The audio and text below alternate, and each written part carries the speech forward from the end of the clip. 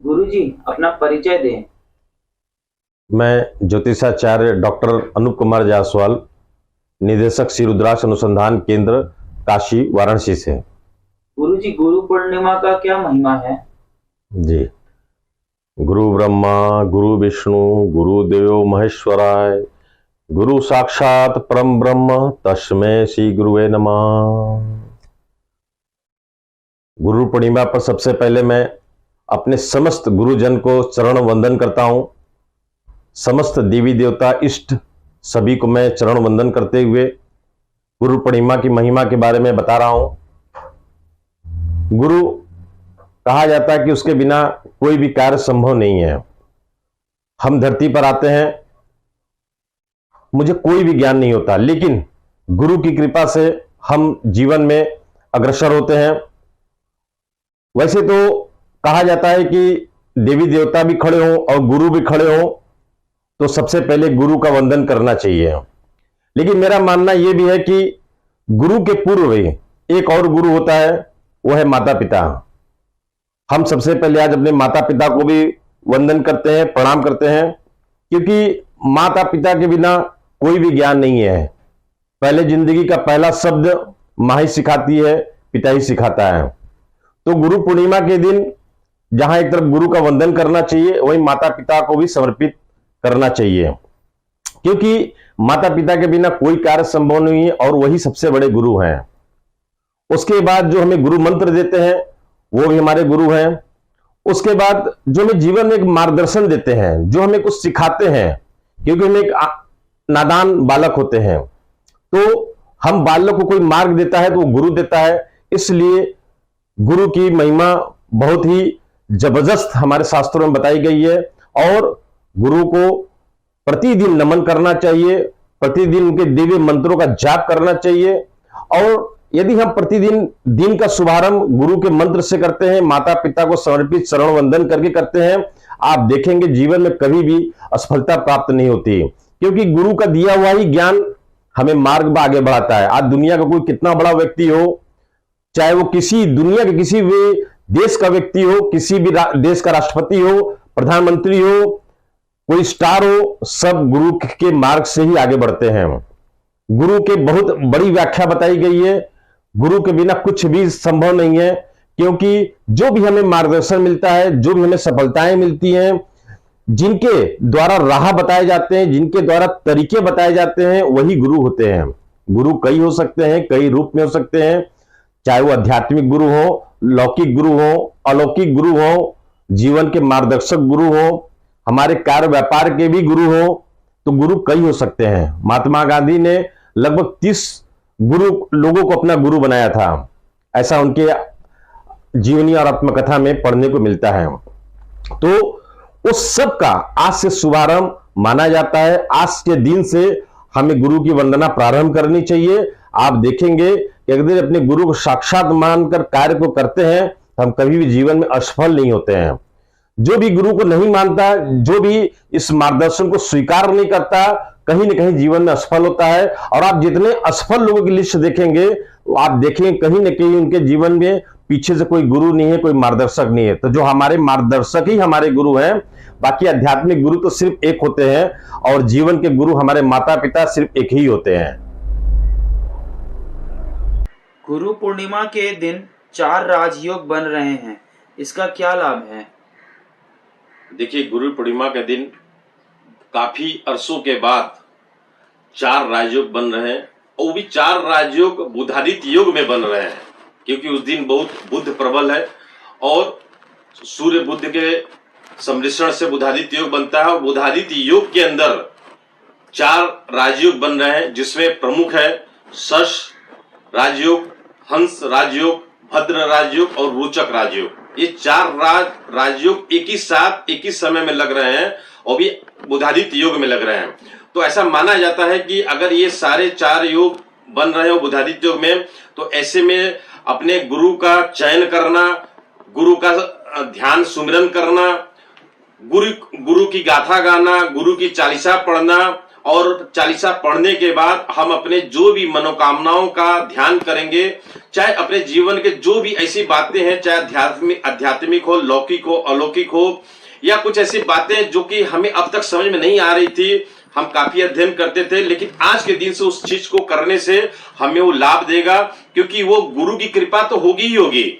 साथ साथ जो है हमें जो इस ब्रह्मांड में से लौकिक और अलौकिक जो भी चीजें हमें हमसे कनेक्ट होना चाहती हैं, वो आज के दिन कनेक्ट होने के लिए बहुत अच्छा दिन है, क्योंकि 4 राजयोग बुधादित्य योग में योग लग रहे हैं। तो आज के दिन से गुरु का सुमिरन करना, गुरु का चयन करना और गुरु को आज से अपना गुरु स्वीकार करना, ये बहुत ही लाभप्रद है। और इसको गृहस्थ जीवन वालों के लिए ये बहुत ही महत्वपूर्ण एक योग लग रहा है। गुरुजी, इस दिन किन देवताओं की पूजा की जाती है? देखिए, गुरु पूर्णिमा के दिन जो शास्त्रों के ज्ञाता थे, वेदों के ज्ञाता थे, उपनिषदों के ज्ञाता थे, जिन्होंने कई साहित्य की रचना की, वेदों की रचना की, तमाम उपनिषदों की रचना की, ऐसे देवाधिदेव भगवान, जिनको भगवान का भी दर्जा दिया जाता है, वेद व्यास जी का भी जन्मदिन माना जाता है। इसलिए गुरु पूर्णिमा को वेद व्यास जयंती भी बोलते हैं, क्योंकि वेद व्यास जी कई शास्त्रों के ज्ञाता थे। ये भगवान विष्णु के अंशावतार भी माने जाते थे। इन्होंने जो है एक धर्म के लिए, एक भौतिक जीवन से लेकर अलौकिक जीवन के लिए कई मार्गदर्शक बातें बताई हैं। इसलिए जिनको कोई भी सक्षम गुरु नहीं मिल पा रहा हो, वो अपने वेद व्यास जी का ध्यान करके उनको गुरु स्वीकार कर सकते हैं। यदि कोई आपको सक्षम गुरु मिल जा रहा है, ये तो और ही अच्छी बात है। किसी को कोई कुछ नहीं मिलता तो अपने माता पिता को गुरु मान करके आज के दिन से पूजा आरंभ करना चाहिए, उनका ध्यान सुमिरन आरंभ करना चाहिए। तो आज के गुरु पूर्णिमा के दिन से वेद व्यास जी का बहुत महत्व जुड़ा हुआ है। साथ ही जो है आज ही जो है महावीर जी का भी गाथा इससे जुड़ी हुई है, बुद्ध की भी गाथा जुड़ी हुई है। तो इसका महत्व काफी बढ़ जाता है। और हम ऐसे पर्व पर गुरु वेद व्यास जी को मैं प्रणाम नमन करते हुए, गुरु की कृपा पाने के लिए कौन सा उपाय करना चाहिए? देखिए, सक्षम गुरु को पाने के लिए हम पूरी जीवन भी लगा दे तो फिर बहुत छोटी है।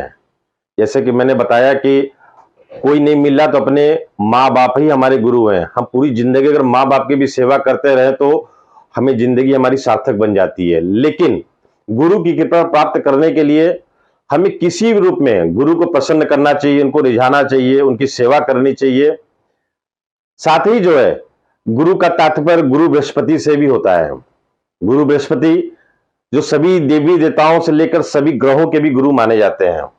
आप कुछ नहीं कर सकते हैं तो आप गुरु ब्रह्मा, गुरु विष्णु, गुरु महेश का भी ध्यान कर सकते हैं। कुछ नहीं समझ में आ रहा है तो आप बृहस्पति का भी ध्यान कर सकते हैं। आज के दिन आप ओम ब्रंग बृहस्पति नमः का जाप भी कर सकते हैं। आप आज से ये गुरु ब्रह्मा, गुरु विष्णु, गुरु महेश का भी एक जाप आप शुरुआत कर सकते हैं। बृहस्पति की प्राप्ति के लिए एक पीला हल्दी का या पीला चंदन का आप मस्तक पर टीका लगा करके आप ये जाप शुरू करें। आप देखेंगे कि आपको जो ज्ञान का अभाव अभी तक था वो ज्ञान आपको मिलेगा। आपके मार्गदर्शन, आपका गुरु के मार्गदर्शन से आपके रास्ते खुलेंगे और आप देखेंगे कि जो कार्य अभी तक रुके पड़े थे, गृहस्थ जीवन वालों के लिए बात बता रहा हूं, वो सारे कार्य पूर्ण होंगे, क्योंकि गुरु की कृपा ही सब कुछ है और गुरु की कृपा के बिना कुछ भी संभव नहीं है। ये सत्य है, सत्य है और सत्य है। कोई विशेष जानकारी हो तो कृपया बताएं। देखिए, गुरु पूर्णिमा के दिन ही जो है भगवान शिव ने सप्त ऋषियों को ज्ञान दिया था। आज ही के दिन भगवान शिव ने सप्त ऋषियों को शिष्य बनाया और उनको ज्ञान दिया। गुरु पूर्णिमा के दिन ही जो है भगवान बुद्ध को ज्ञान प्राप्त होने के बाद काशी में यानी सारनाथ में अपने प्रथम शिष्य को ज्ञान दिया था। इसलिए भी गुरु पूर्णिमा का बहुत महत्व बताया जाता है। भगवान महावीर जो जैनियों के गुरु थे, जैनियों के तीर्थकर थे, उन्होंने भी जो है केवल ज्ञान प्राप्त करने के बाद अपने गौतम शिष्य को पहला ज्ञान दिया था और पहला शिष्य बनाया था। इसी दिन जो है, जो अमर माने जाते हैं, अजर माने जाते हैं, व्यास जी, वेद व्यास जी, उनकी भी जयंती मनाई जाती है। इस दिन जो है तमाम ऋषि मुनियों ने अपने गुरु को चुना था और आज ही के दिन उन ऋषि मुनियों ने भी अपने शिष्यों को बनाना प्रारंभ किया था। ऐसे हमारे तमाम वेदों में, पुराणों में ऐसी ज्ञान और शिक्षाएं मिलती हैं। तो तात्पर्य सिर्फ एक बात का है कि आज के दिन अपने गुरु का चयन करें, अपने माता पिता को आज के दिन गुरु स्वीकार करके उनके चरणों का वंदन करें। आज ही के दिन यदि आपके अंदर सक्षमता है तो आप अभी अपने शिष्यों का चयन करें।